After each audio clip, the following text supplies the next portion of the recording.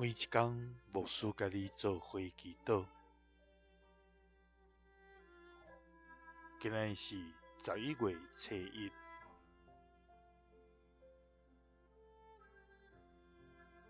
哥林多前书2章9节安尼讲：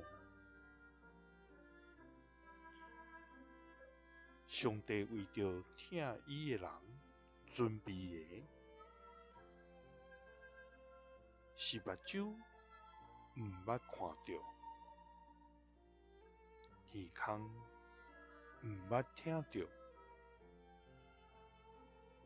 嘛毋捌有人想到的。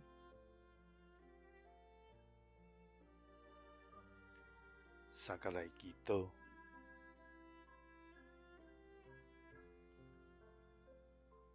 为听阮准备所有的天父，愿感谢你，主啊！你是信实公义、永无改变的上帝，你是满有恩典怜悯、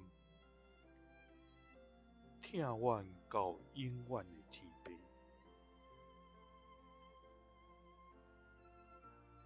主啊！你奥秘的智慧，骄傲的人就稳重，谦卑的人就显明。因为人若心存谦卑，专心敬畏你的人，你就要赏赐因对天来的智慧。主啊！阮常常为着家己来陪伴所喜爱的，也为着所毋知影的明仔日来操烦，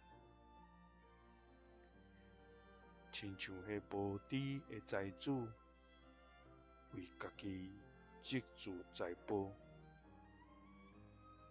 结果到尾浪费空空。主啊！总是你为着听阮所陪伴的，是目睭毋捌看见，耳孔毋捌听到，嘛毋捌有人想到的。